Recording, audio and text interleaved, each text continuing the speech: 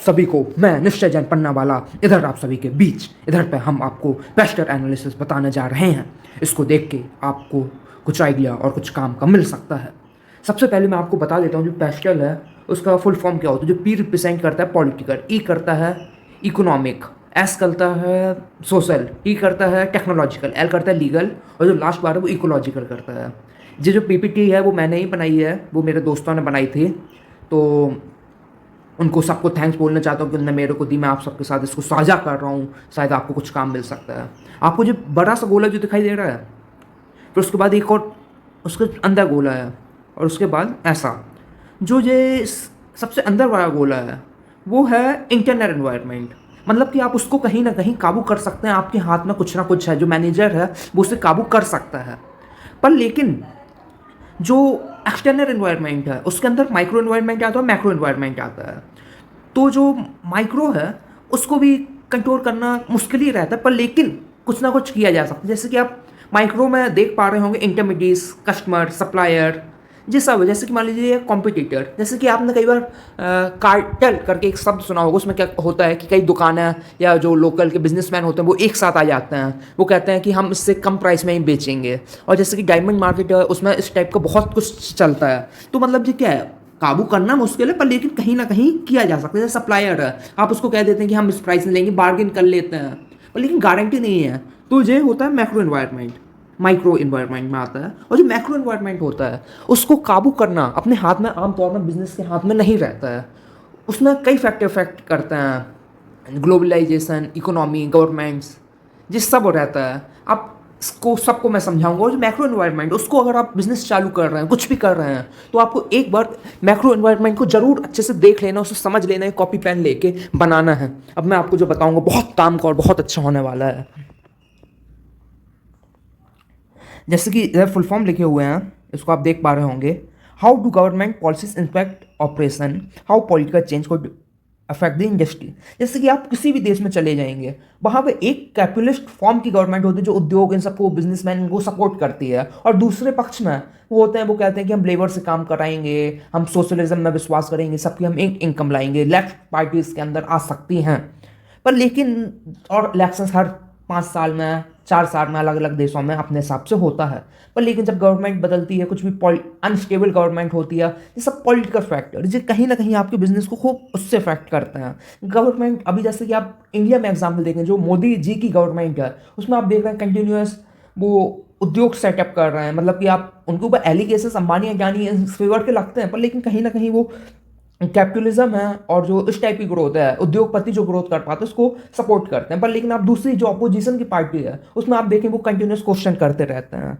जो आप political factor हो गया, जो बहुत बड़ा फैक्टर होता है। इकोनॉमिक फैक्टर जैसे कि इन्फ्लेशन है, जैसे कि पर कैपिटल इनकम है, और भी इन सब फैक्टर होते हैं। How the economic condition effect the business, what economic trend में इन्फेक्ट द बिजनेस। ओके, जैसे कि आपने देखा कि इसका मैं एक एग्जांपल आपको देता हूँ, अभी और अच्छे से और मिलेगा। इसका आप एक बेसिक एग्जांपल ले सकते हैं। जैसे कि मान लीजिए कोई शहर है जहाँ पे हर आदमी सिर्फ 10,000 रुपये का महीना कमा रहा है, तो अगर आप वहाँ पर जो लग्जरीज कार के शोरूम्स हैं अगर वो वहाँ पे सेटअप करेंगे तो वो नहीं बिकेगा। क्यों नहीं बिकेगा? क्योंकि आपका वो मैच नहीं कर रहा है। पर लेकिन जो मुंबई है, जो बिग सिटीज़ हैं, वहाँ पे आप इन सबको सेटअप कर सकते हैं। जो इकोनॉमिक फैक्टर होगा, आपको उस देश का देखना कि इकोनॉमिक फैक्टर क्या है, इन्फ्लेशन कैसा है, पर कैपिटल इनकम क्या है, परचेसिंग पावर कितना है, ये सब उसमें आ गया। सोशल फैक्टर, अपन सबको मालूम है जो इंसान है वो एक सामाजिक जानवर, मतलब सोशल एनिमल है। तो जैसे कि आप इसमें एग्जांपल ले सकते हैं, जैसे कि भारत देश में KFC, मेरे को जब स्टडी कर रहा हूँ, KFC जब स्टार्टिंग में आया था तो वो गौ मांस मतलब कि सर्व कर रहा था, तो जनता ने उनको मारा, चलो निकलो इधर से, ऐसा मतलब बोला, ये सब इधर नहीं चलेगा। उसे बंद करके जाना पड़ा। क्यों? क्योंकि गाय हमारे देश में माँ का दर्जा मिला है, जो गाय का सम्मान नहीं करेंगे उनको हम इस देश में बिजनेस करने नहीं देंगे, ऐसा वहाँ के लोगों ने बोला। तो ये सोशल फैक्टर में आ गया। और जैसे कि आप देखेंगे कि जो मैकडॉन, बहुत कुछ, मैं तो इन सब जगह कुछ कभी खाता नहीं हूँ क्योंकि इधर, पर लेकिन आप देखेंगे कि आलू टिक्की बर्गर या वेज जो आइटम्स हैं वो इधर पर भारत देश में मिलते हैं और दूसरी जगह नहीं मिलते हैं। क्यों? क्योंकि ये सब सोशल फैक्टर का एक हिस्सा टेक्नोलॉजी का। आप देखते हैं टेक्नोलॉजी कितनी ज़्यादा चेंज हो रही है। अगर हम समय के साथ अपने आप को बदलेंगे नहीं और टेक्नोलॉजी के साथ मोबिलाइज नहीं होंगे, हम अपने बिजनेस में दिन प्रतिदिन पीछे होते जाएंगे। लीगल फैक्टर जैसे कि सरकार ने कुछ नियम ला दिया। आप इसका एक एग्जाम्पल, जैसे रैपिडो करके कंपनी थी, वहाँ मैं महाराष्ट्र की बता रहा हूँ, वो रैपिडो बाइक करके ऑपरेशन चला रही थी, तो वहाँ पर सरकार ने बैन लगा दिया, मतलब कि लॉ बनाया कि आप जो बाइक है उससे कॉमर्शियल ट्रैवलिंग नहीं कर सकते। वो लॉ था, तो लॉ जो सबके साथ फॉलो करना। अगर आप कानून के साथ बिजनेस नहीं करेंगे तो कानून आपकी ऐसी तैसी कर देगा, आपको दिक्कत का सामना करना पड़ेगा। आप जब भी बिजनेस कर रहे हैं आपको लीगल फैक्टर उसमें विशेष ध्यान रखना है। Environmental factor. आज देखिए, आजकल आपने सस्टेनेबिलिटी, इन्वायरमेंट बचाने की बात करें, आपकी कंपनी है, ऑर्गेनाइजेशन है, वो इन्वायरमेंट को डैमेज कर रही है, कुछ कर रही है, इसका जो निगेटिव इन्फेक्ट खूब ज़्यादा आएगा। और इसको सब देख को आपको इन 6 फैक्टर को देख के अपने बिजनेस का डिसीजन लेना सीखिए। अब इसमें छोटे से जल्दी मैं बता देता हूँ। पी में क्या क्या आता है: government stability, political policy, tax guidance, fiscal law. इसको आप रीड कर लीजिए, इसमें मेरे को ऐसा कुछ बताने को लाइक नहीं लगता है, मैंने बता दिया आप लोगों को। आप आराम से देखिए, आप वीडियो रोक के भी से देखिए। बहुत अच्छा, जिसने मुझे पीपीटी बनाई वो दिन प्रतिदिन प्रगति करे, ऐसे मैं भगवान से प्रार्थना करता हूँ उनके लिए। और जो कब करना चाहिए PESTEL: the analysis effective detect and understood broad and long term trends, business background. Therefore अपन को उससे लॉन्ग टर्म को लेके करना चाहिए। लॉन्ग टर्म मतलब कि ऐसा आपको लॉन्ग टर्म उसमें ध्यान रख के करना है। Instance: strategic business planning, expansion of business, मतलब इनको किस किस रीजन से आपको करना चाहिए। जैसे आपका कंपनी, आपका पुराना कंपनी है पर लेकिन आप कुछ नया प्रोडक्ट लॉन्च कर रहे हैं, आप कुछ नया माल मार्केट में बेचना चाहते हैं, आप वहाँ इन सबको मिला के चेक करिए क्या वो काबू होगा कि नहीं होगा। हाउ: जो पिछले एनालिसिस में ये सब जो वाई हैं, वाई मतलब क्यों, वाट मतलब क्या, हु मतलब कौन, वेयर मतलब कहाँ और कब। ये जो 5 हैं, डब्ल्यू हैं, उनका आप आंसर खोजिए। द रीज़न, आप पेस्ट एनालिसिस कर रहे हैं, आपको मान चलना चाहिए हम क्यों कर रहे हैं, हमारा वाट, हमारा स्कोप और गोल इनिशिएटिव क्या है, हु मतलब हम आपको हाउ मतलब आप कैसे, मतलब कि पिछले एनालिसिस तैयार करें। जैसे कि हमने आपको बताया जो 5 वाइज हैं, डब्ल्यू के क्वेश्चन आप उसको आंसर दो, उसके बाद जो डेटा प्रॉपर उससे कलेक्ट करो, अलग अलग आप रिसर्च स्टडी करो, न्यूज़पेपर जो करंट ट्रेंड्स चल रहे हैं उसका अध्ययन करें, उसको जानें कि क्या चल रहा है, क्या सरकार के नई पॉलिसीज़ हैं, क्या रूल्स एंड रेगुलेशन है, क्या बेनिफिट्स हमको मिलेंगे, इन सब का आप प्रॉपर अध्ययन करिए। अगर आप मान लीजिए आप कुछ प्रोडक्ट लॉन्च कर रहे हैं पर लेकिन गवर्नमेंट उसमें बैन लगाने की सोच रही है, तो आप ऐसा प्रोडक्ट को अवॉइड करिए जिसका अगर आपको लग रहा है कि आगे चल के सरकार इसमें बैन लगा देगी, तो आपको एक बार इसमें दिमाग में क्लिक कर लेना चाहिए। इसका मैं सबसे बेस्ट एग्जांपल आपको देता हूँ। जैसे कि आप मान लीजिए सरकार ने पॉलीथीन जो एक कैटेगरी की थी उसमें बैन लगाया। अगर आप सोच रहे थे कि मैं वो उसका प्लांट लगाता हूँ, उसकी मैन्युफैक्चरिंग करता हूँ, अब गवर्नमेंट ने बैन लगा दिया, आपका जो प्लांट लगाने में जो इन्वेस्टमेंट था वो सब लगा, करोड़ों रुपए आपके गए और बैन हो गया। ये क्या है? Total wastage of resource. तो आप इसमें प्रॉपर हमेशा लाइफ लॉन्ग अध्ययन करिए। उसके बाद कंप्लीट पेस्टर डायग्राम, और जो पेस्टर डायग्राम को आप जो बना रहे हैं इसका कुछ स्पेसिफिक फॉर्मेट तो नहीं होता है, पर लेकिन उसको आपको ऐसा बनाना है कि समझ आना चाहिए। इसको आप ऐसे जैसे सोशल फैक्ट ऐसे लाइन से मत लिखिए, इसको आप किस्तों में लिखिए। इससे क्या होगा, जो और भी लोग हैं, जो आपके टीम मेंबर्स हैं, उनको उसको समझने में आसानी मिलेगी। इसको आप एक बार रीड कर लीजिए। ओके, हाउ इंटरप्रिटेट, एंड अब आपका जो सब आपने लिख लिए, आप उसको इंटरप्रिटेट करिए, इवेलुएट करिए, क्या रिजल्ट आएगा, हमारे कौन कौन से फैक्टर हमारे फेवर में है, कौन कौन से नहीं है, जो नहीं है उसमें और आप स्टडी करिए और उसको हम क्या सुधार कर सकते हैं। पर लेकिन बनाने से कुछ नहीं होता है जब तक आप उसको एक्शन प्लान उसका प्रॉपर उसको तैयार नहीं करते। एक्शन प्लान मतलब कि इनिशिएटिव लो से कंप्लीट करो, उसे पेपर में तैयार करके ही रखना है। पेपर वाले जो रहते हैं वो तो MBA के बच्चे कर लेंगे, वो इतनी प्रेजेंटेशन बना लेते, इतनी बना लेते हैं, पर लेकिन आप अगर बिजनेस चालू कर रहे हैं, आप बनाइए, आप ही को इस भारत की अर्थव्यवस्था का विकास करना है। अब उसके बाद देखिए, review and monitor the external signals. इधर पर इसको आप समझिए। ओल्ड अप्रोच क्या था? स्ट्रेटजी बनाई, एग्जीक्यूट किया, एनालिसिस किया। अब पर लेकिन ऐसा नहीं है। इसने क्या था, मैंने एग्जांपल आपको जैसे कि मैं बताता हूँ कि टोयोटा जो कंपनी है वो क्या करती है, वो प्लानिंग सब उसका 1 साल का मतलब कि जो रहता है सब कुछ। जैसे फोर्ड कंपनी तो वो 4 महीने मान लीजिए प्लानिंग में बिताती है और 8 महीने इम्प्लीमेंट करती है, फिर उसमें जो गलतियाँ होती हैं फिर बाद में सुधार करती है।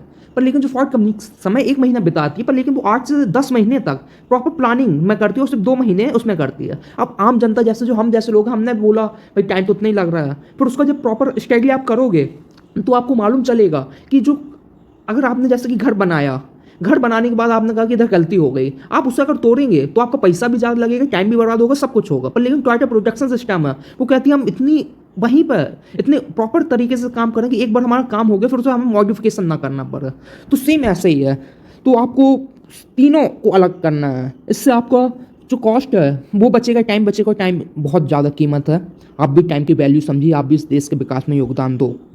अब इधर पर हमने जोमेटो के ऊपर एक किया है, उसको मैं अपने तरीके से बताता हूँ, हो सकता है गलत हो सकता है, आप भी उसमें दिमाग लगाइए अपने तरीके का। ओके, देखिए पॉलिटिकल, आप देखिए तो गवर्नमेंट का मतलब कि इसको लेके अब तक ऐसा कोई सख्त नियम या क्या गवर्नमेंट क्या सोचती है उस टाइप का कुछ सीन नहीं है।